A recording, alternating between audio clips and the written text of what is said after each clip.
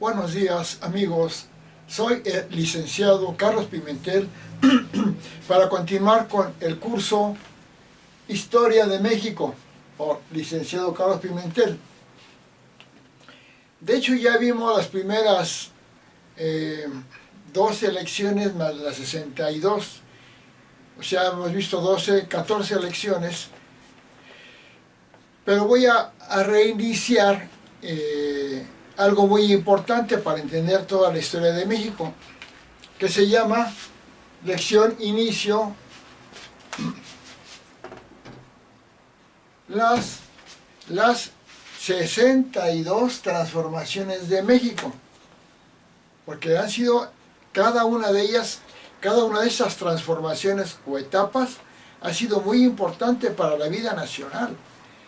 Como es muy largo, son muchas, voy a iniciar y me voy a ir directamente a cada transformación o etapa, aunque no voy a detallarlas muchas de ellas por la falta de tiempo.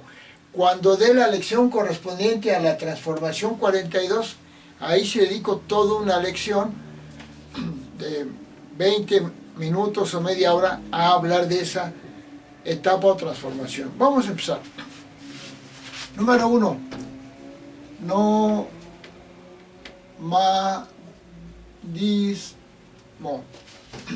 Nomadismo se refiere a los primeros hombres que llegaron cruzando el estrecho de Bering, llegaron al continente americano para poblarlo. Eran hordas primitivas, eran nómadas, porque se dedicaban a recolectar frutos para comer y cazar animales o pescar. Vivían en cuevas o en cavernas o en la copa de los árboles. Todavía eran hordas primitivas. Número 2. Tribalismo.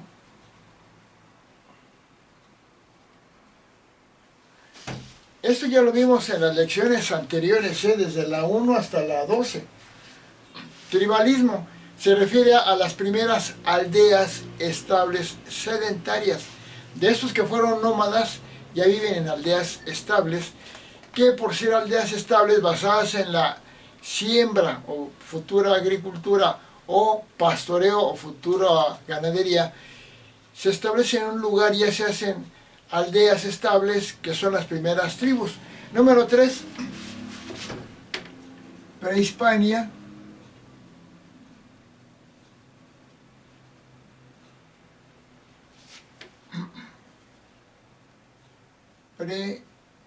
Preclásica. Prehispania preclásica, o sea, las primeras civilizaciones prehispánicas, o sea, antes de que llegara Hernán Cortés,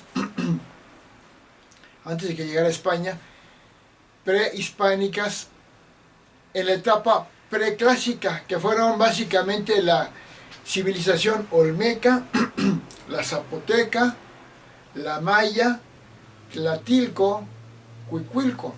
La siguiente, prehispania,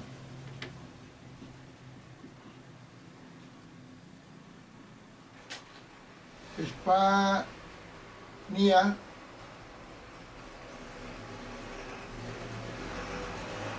clásica.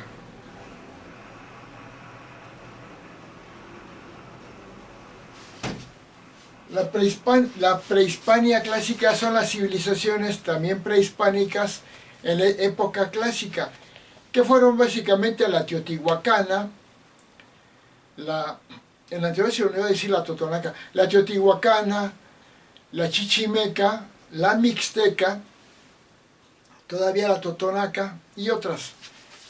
La siguiente etapa, prehispania,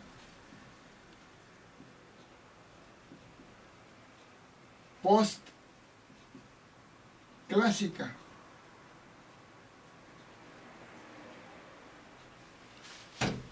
Igualmente, civilizaciones prehispánicas en la etapa postclásica, que fueron básicamente la tarasca o purépecha, la tolteca, la tepaneca, la tlaxcalteca, la colhua,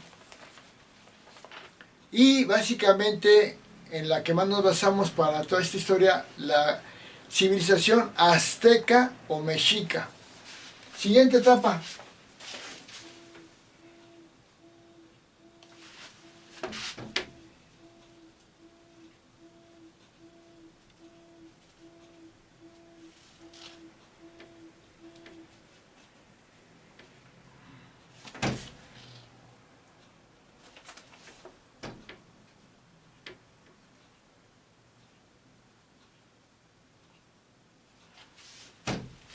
La de las incursiones hispánicas, los primeros europeos que llegan a lo que ahora es México, que no fue directamente a la cultura, civilización azteca, sino primero llegaron a la península de Yucatán, anduvieron por la costa de que ahora es Veracruz, Campeche, todo esto estuvieron creo que dos años más o menos.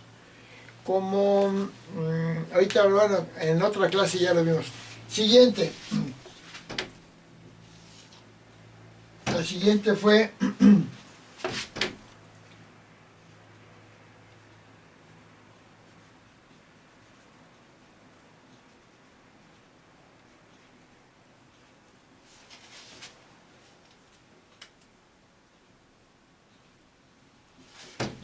fue la conquista de México, la conquista que es de España hacia México, que así fue una conquista porque no vinieron a hacer intercambio cultural y a convivir, vinieron a conquistar y conquistaron. España conquistó a las culturas prehispánicas a través de Hernán Cortés. Ahorita ya lo vimos en las lecciones anteriores correspondientes. Ahorita las nada más estoy mencionando. La siguiente etapa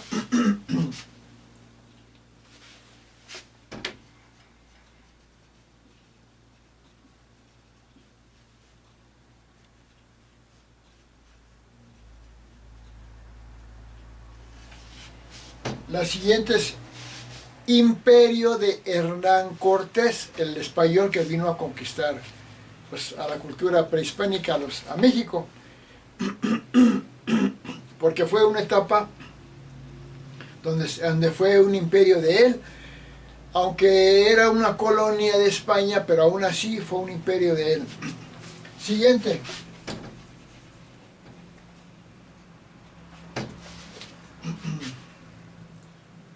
Cuando terminó su imperio Cortés, vinieron gobiernos pre-novohispanos, gobiernos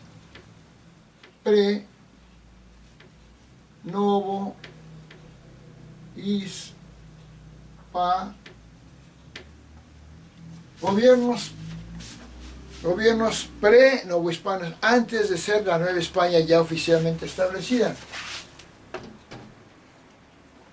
Número 10.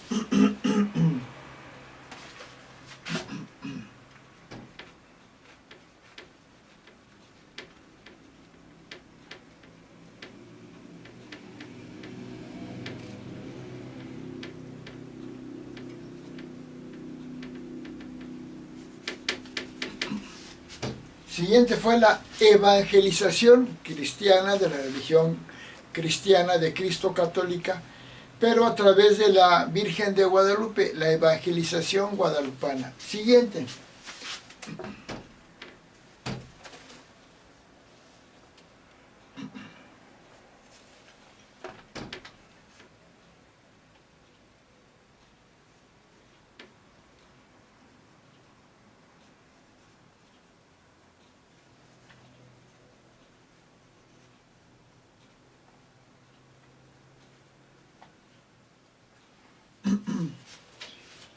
La número 11, el primer virreinato de la Nueva España, porque se le llamó ya después Nueva España, después de la conquista de las culturas prehispánicas, ya lo que quedó de Cortés en adelante le llamaron la Nueva España, y eran virreinatos porque el rey de España ponía en la Nueva España, que ahora es México, a virreyes, y que bajo el gobierno del X rey tenía aquí varios virreyes en lo que ahora es México.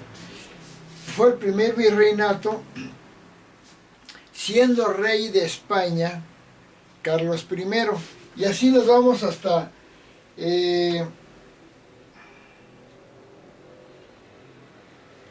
son 10 virreinatos, 11, 12, 13, 14, segundo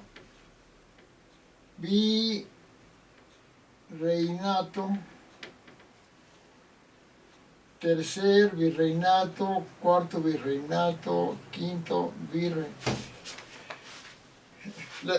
La etapa 12 fue el segundo virreinato, la 13 el tercero, la 14 el cuarto virreinato de la Nueva España, la 15 el quinto virreinato de la Nueva España.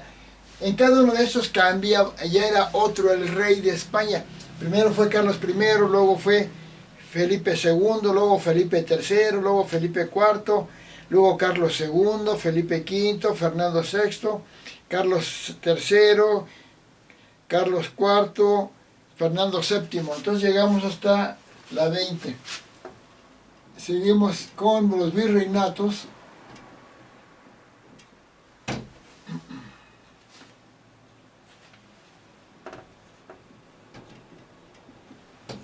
Hasta la 20. Siguiente, el levantamiento independentista.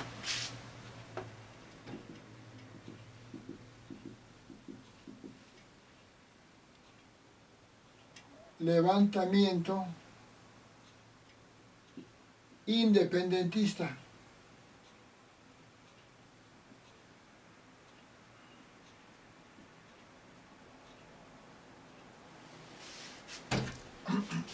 Aquí la independencia de México, que inició Miguel Hidalgo y Allende, no fue una sola etapa, porque fue una lucha pues de 1808 hasta 1821, duró más de 12, 13 años, y fue por, sin quererlo, aunque fue un solo movimiento, fueron 3 etapas o transformaciones.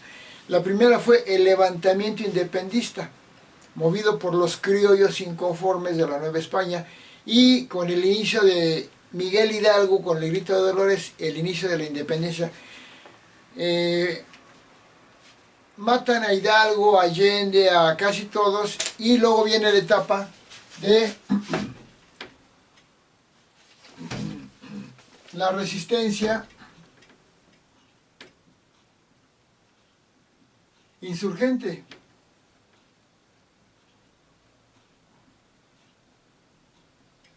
La resistencia de los insurgentes, la resistencia independentista, dirigida básicamente por José María Morelos y Pavón. La siguiente etapa es la consumación de independencia.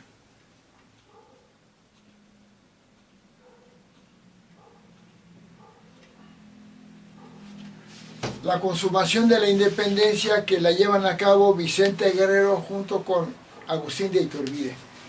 La siguiente etapa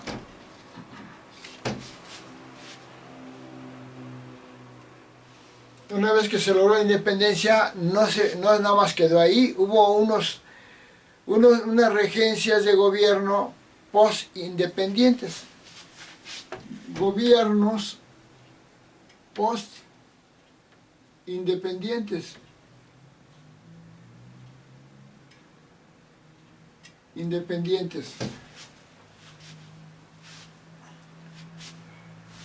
La siguiente fue el imperio de Iturbide, imperio de Iturbide.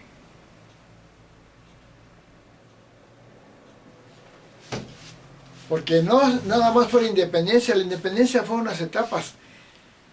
Luego otra fueron los gobiernos post-independencia, y otra etapa o transformación fue ya el imperio de Agustín de Iturbide.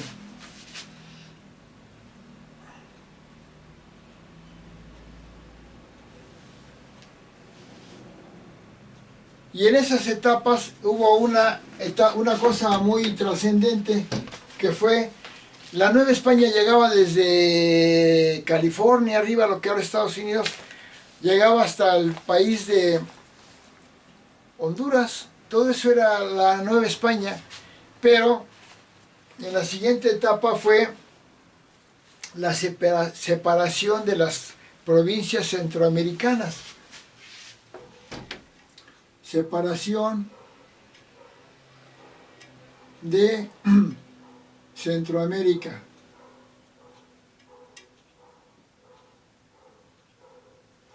Donde Guatemala, Salvador, Honduras se separan de la Nueva España, de México. ¿Acaso esa no es una transformación importante? Gran parte del territorio deja de ser de México. Claro que es una transformación. La siguiente, viene otra separación, aparte la separación de Chiapas. El actual estado de Chiapas, en aquellos tiempos, se separa de lo que era el Nuevo México, pero luego se regresó, pero fue una etapa importante. Número 28.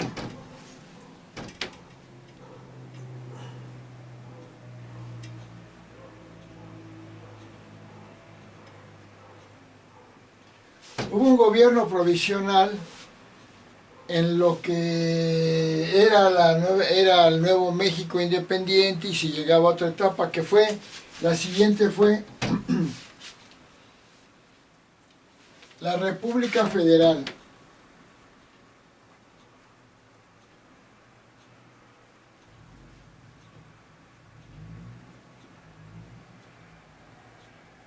La República Federal, porque una cosa es la lucha de independencia, luego ya se logra la independencia, hay un imperio de Iturbide, luego hay unos gobiernos provisionales y luego se forma la República Federal. Fueron transformaciones diferentes. La República Federal, cuyo primer presidente de México fue don Guadalupe Victoria, que no era su nombre, era Félix no sé qué. Se puso Guadalupe por la Virgen y Victoria pues porque ganó. Después de la que se pone la República Federal, viene otra separación de Texas. O sea que Texas, en el México a que había nacido apenas, pertenecía a México, pero se separó. Ahora pertenece a Estados Unidos. Luego la siguiente etapa es la República Centralista.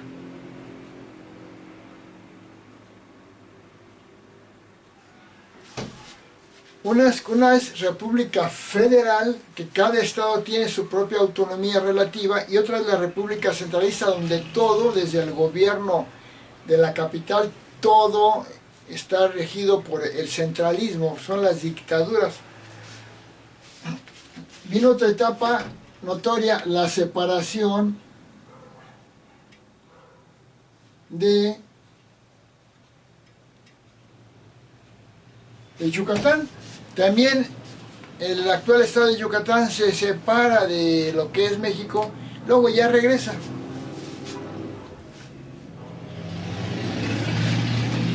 Luego viene una segunda República Federal. Después de la primera República Federal, luego se pasa a una República Centralista y luego se regresa a una segunda República Federal.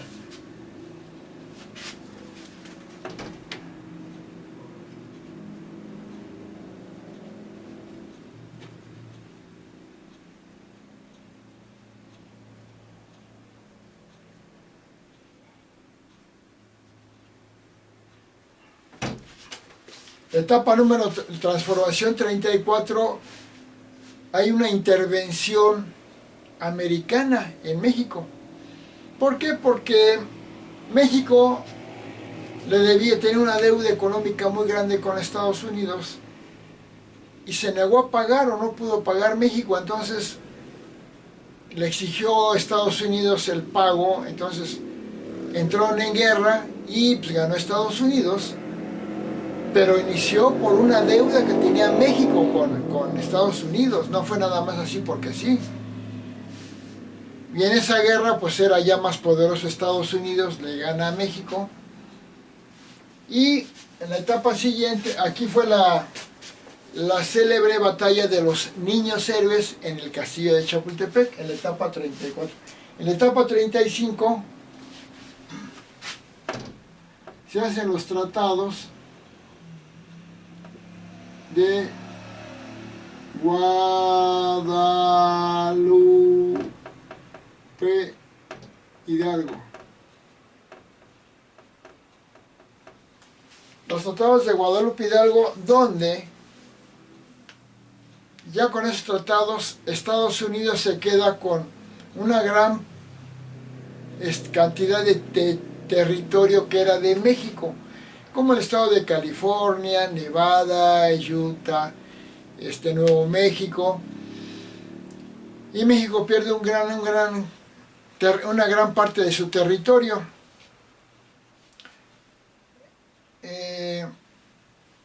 Santana no es tan villano como se cree, simplemente no pudo pagar la deuda, entró en lucha contra Estados Unidos, perdió porque el ejército estadounidense era más poderoso y Estados Unidos pues se cobró, como dicen, a lo chino con territorio.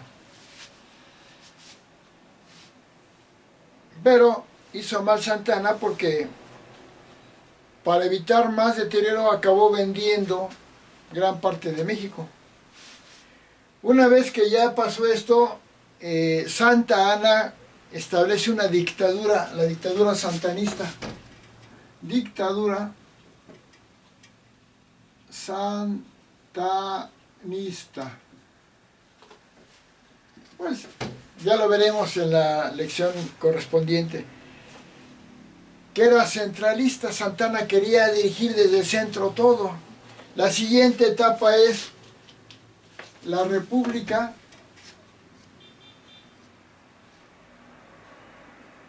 Liberal.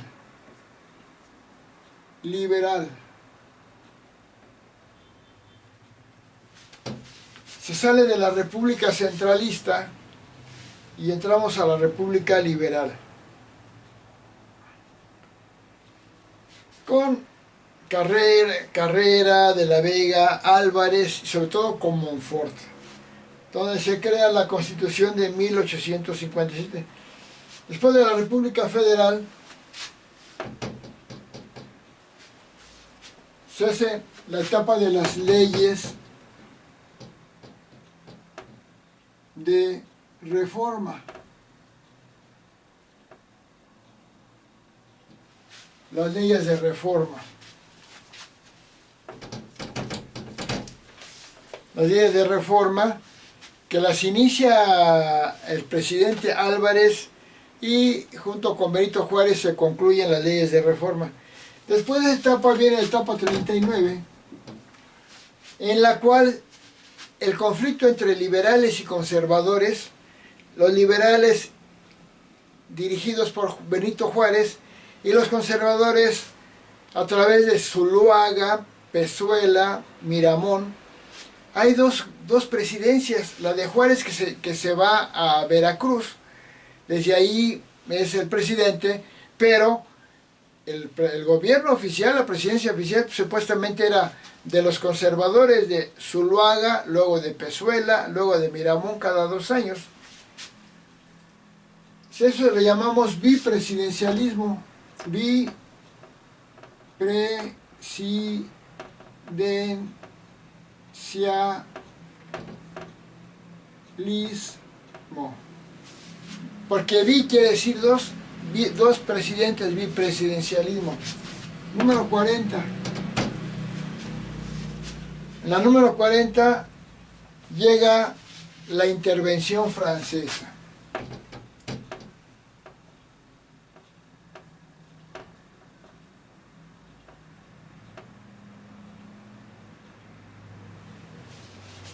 ¿Qué es la intervención francesa? Pues También México vuelve a tener una deuda con Estados Unidos, con España y con Francia.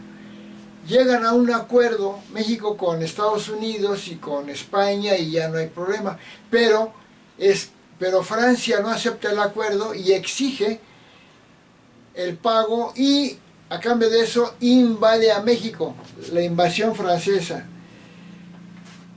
siendo presidente Juárez, y donde se da la famosa batalla del 5 de mayo de Puebla, donde el general Zaragoza y el general Porfirio Díaz y otros derrotan en la batalla de Puebla al poderoso ejército francés.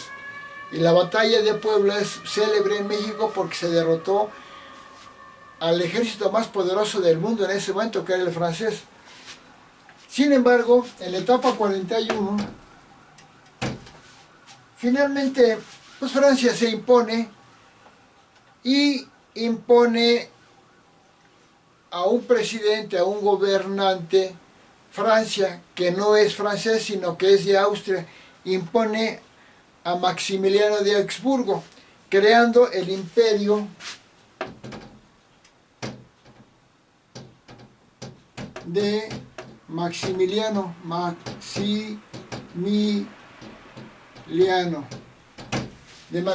de Habsburgo,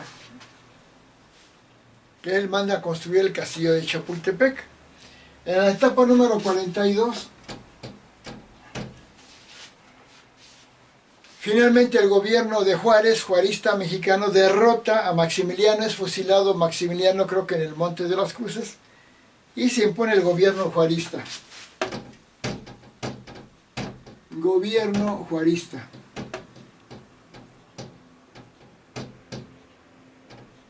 El gobierno del presidente Juárez, del presidente Benito Juárez. Luego en la número 43, después del imperio de Maximiliano y una serie de cosas, se restablece la república, o sea, se le llaman república restaurada.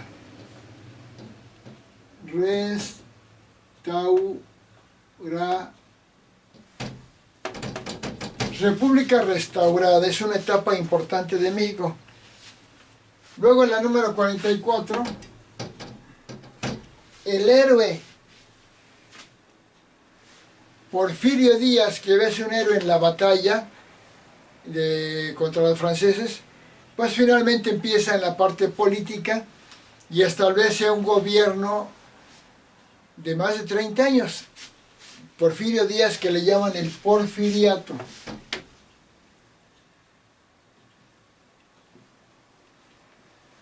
El Porfiriato, la etapa número 44.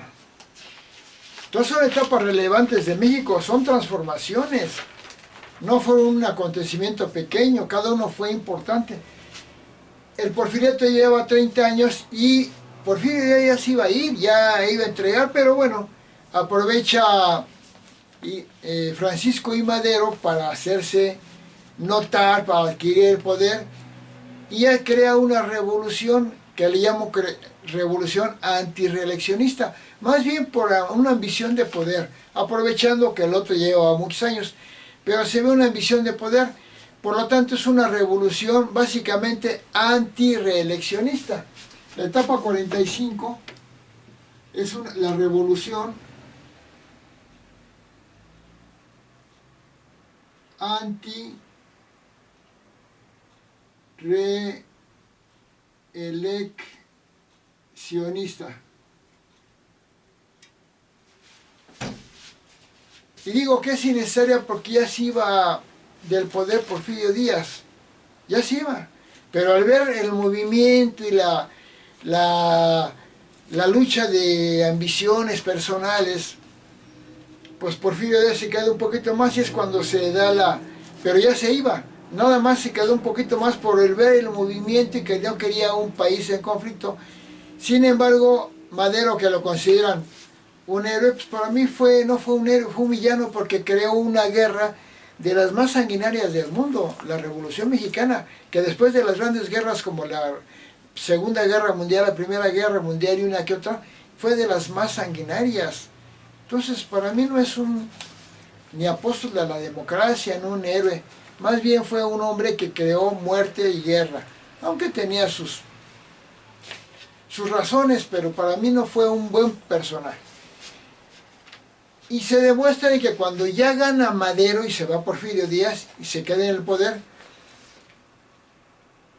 Emiliano Zapata y Francisco Villa y otros que se habían aliado a la lucha de Madero para derrocar a Porfirio Díaz, se dan cuenta que Madero no estaba siendo el presidente demócrata que había argumentado que era el motivo de la revolución. Por lo tanto, en la etapa 46 se da la revolución que realmente era del pueblo, la revolución agrarista.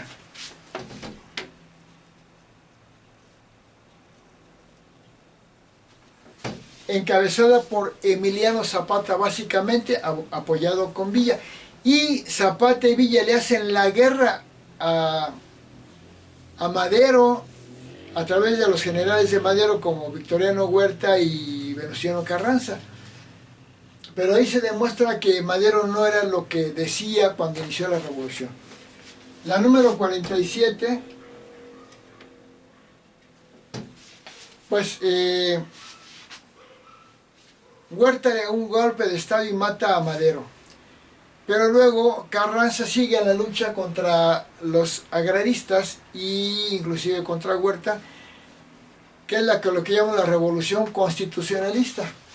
Revolución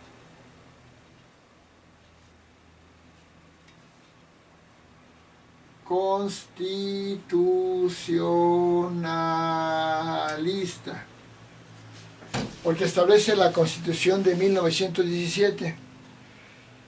Sin embargo, todavía hay una revuelta, que es la lucha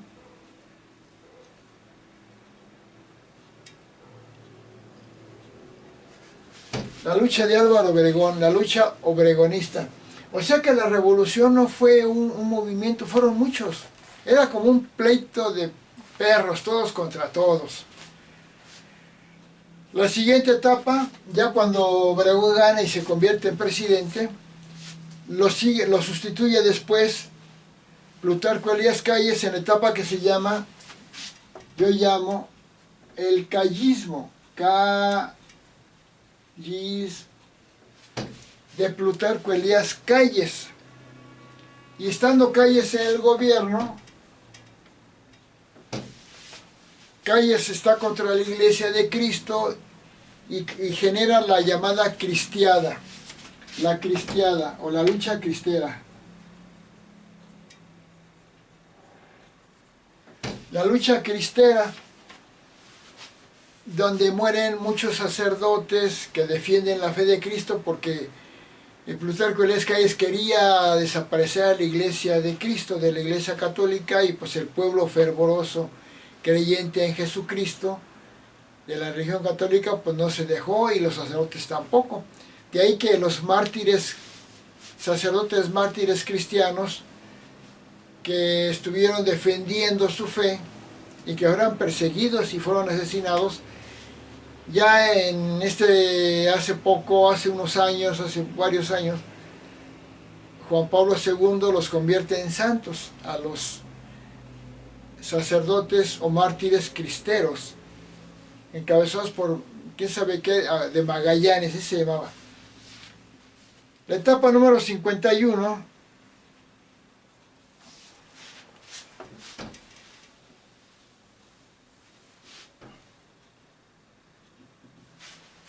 Calles termina el gobierno de Calles, pero implanta el maximato. ¿Qué es el maximato? En ese periodo hubo 3 presidentes que duraban 2 años cada uno, que fueron Portes Gil, Ortiz Rubio, Abelardo Rodríguez, pero todos eran títeres movidos por Plutarco Elías Calles. Por eso se llamaban maximato, porque el gobierno era de Plutarco Elías Calles, pero a través de 3 presidentes de 2 años cada uno, que realmente no tenían autonomía de calles, por eso se llaman maximato. La transformación 52 es el llamado cardenismo,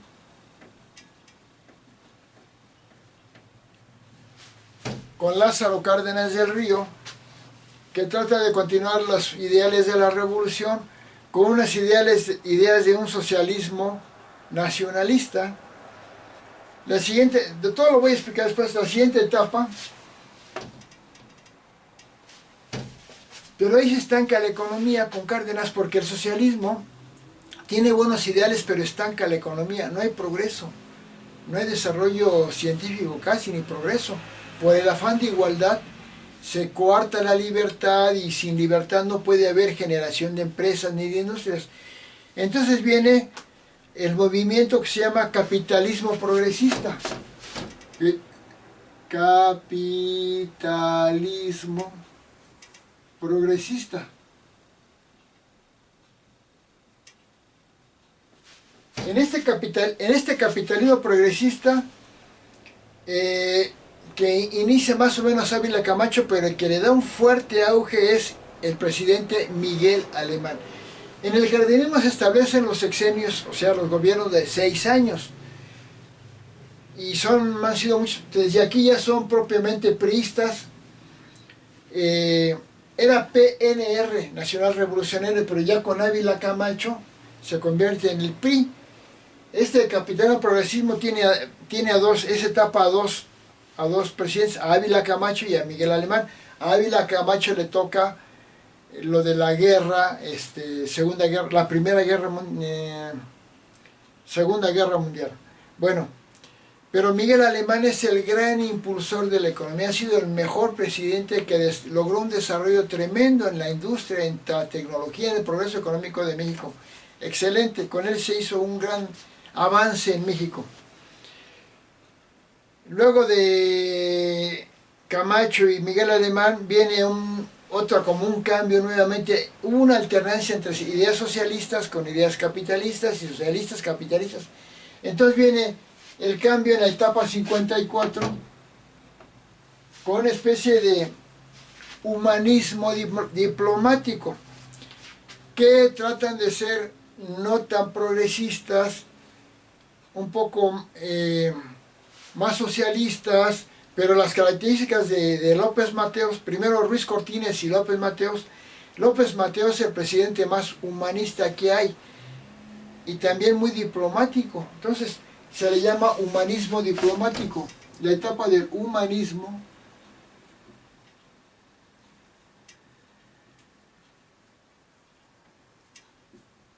diplomático.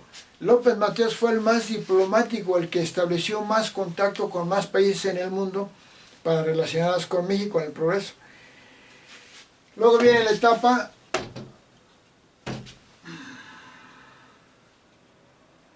...55, que se llama desarrollo compartido. Desarrollo compartido.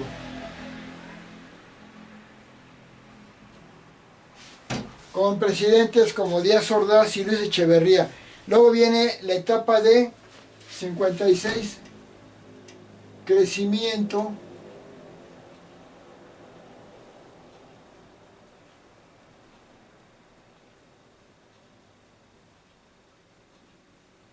Hay una etapa de crecimiento acelerado. El mayor crecimiento económico de México en toda la historia fue en esta etapa, estando al frente el presidente López Portillo, que logró que México fuera la economía, según el PIB, número 9 del mundo, que México entrara a las 10 mejores economías del mundo. Con López Portillo, porque hizo mucha exploración petrolera, encontró yacimientos petroleros, y eso le dio mucho beneficio a México. La siguiente etapa es la 57.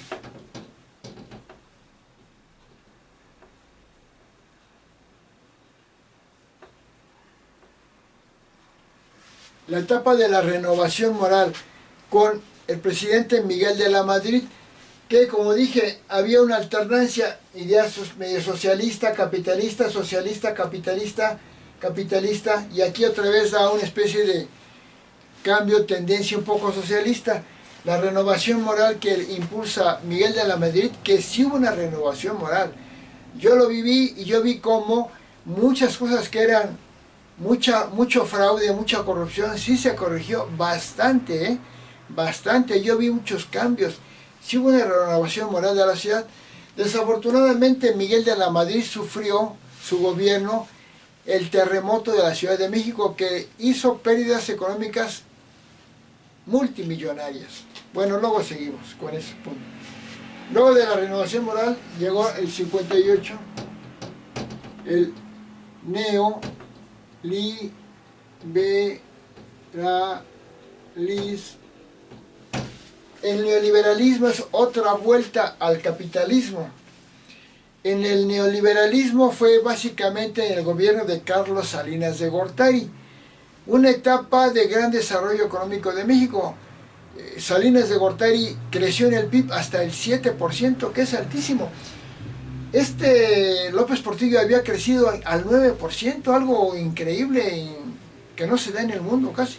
Bueno, pues todavía Carlos Salinas de Miguel de la Madrid pues no fue de los más bajos crecimientos, pero con Carlos Salinas se llega otra vez a un 7% de crecimiento económico del PIB, que ayudó mucho a México, pero ahí tenían tendencias muy liberales, muy capitalistas.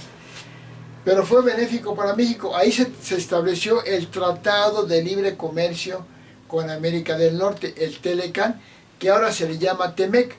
Pero el Telecán, Tratado de Libre Comercio con Estados Unidos, Canadá y México, ha sido el mayor beneficio económico de México en toda su historia. Bueno, seguimos. Después de esto, en la etapa 59, viene recuperación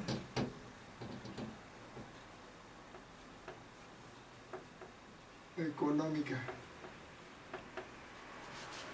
Lo que pasó en el liberalismo de Carlos Salinas es que muchas empresas que eran de gobierno se hicieron paraestatales y otras se hicieron casi empresas privadas. Hubo mucha fuga de capitales al final de su gobierno. Primero creció mucho con Carlos Salinas, mantuvo a México de lo mejor, y después hubo una etapa de una caída por la fuga de capitales. Pero no fue la desgracia para México. México seguía en un nivel alto económicamente en el PIB. Pero ya con Ernesto Zedillo en la recuperación económica, logra que México, que tenía un problema económico, se recupere bastante. Se recuperó muchísimo. De ahí que salvó a México con algo que, ¿qué creen? Que tanto critican, con el FOBAPROA. Ernesto Zedillo implantó el FOBAPROA para salvar a los bancos, que no era para salvar a los banqueros, era para salvar el ahorro de los ahorradores en bancos.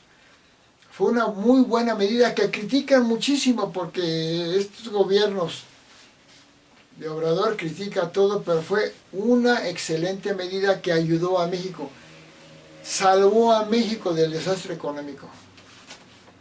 Siguiente, en la etapa 60, y algo buenísimo que tuvieron en la etapa neoliberalismo con Carlos Salinas y la recuperación económica con Zedillo, es que establecieron el fundamento para que los demás gobiernos fueran más democráticos aún. Son democráticos desde el cardenismo, pero ya Carlos Salinas de Gortari creó el IFE y Ernesto Zedillo dio todos los elementos para que fuera una elección presidencial y del Congreso y de los estados realmente democrática. Para mí, Zedillo es el apóstol de la democracia, realmente. Creó las bases para que hubiera una verdadera competencia partidista. Y eso logró que en la etapa 60 hubiera una democratización partidista. Democratización partidista. ¿Por qué? Porque aquí se cambió, el que obtuvo la presidencia y gran parte de los gobiernos fue otro partido diferente al partido PRI, que desde Cárdenas hasta, bueno, me equivoqué, en recuperación económica, hasta Ernesto Zedillo fueron como 10 presidentes del partido PRI. En cambio, ya con estos elementos democráticos del IFE y de las reformas que hizo Ernesto Zedillo, se logró que un partido diferente al PRI ganara, que fue el PAN. Esta etapa fue con el PAN, con el gobierno de Vicente Fox Quesada y luego con Felipe Calderón Hinojosa del PAN. Fue lo más característico de la democratización. La etapa 61 fue el reformismo institucional.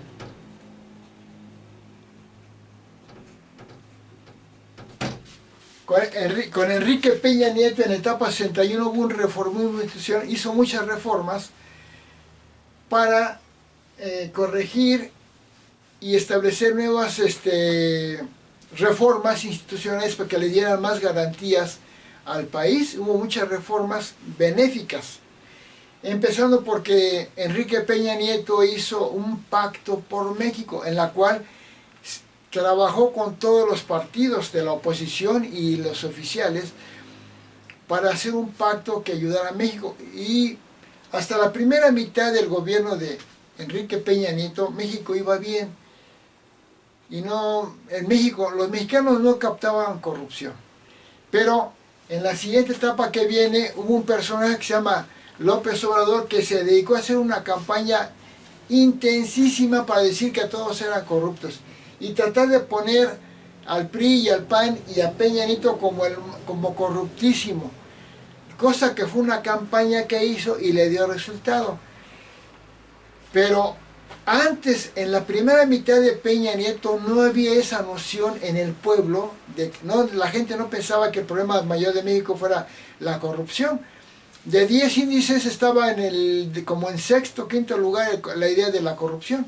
Había otros que el centralismo, pero Obrador logró propiamente manipular al pueblo para que creyeran que todo era corrupción, y es falso. Había casos de corrupción, pero no toda la corrupción. El PAN es el partido más limpio, el menos corrupto que ha habido en México. Y también el PRI tenía cosas corruptas, pero era un partido muy oficial, respetaba las instituciones, básicamente. En la etapa 62,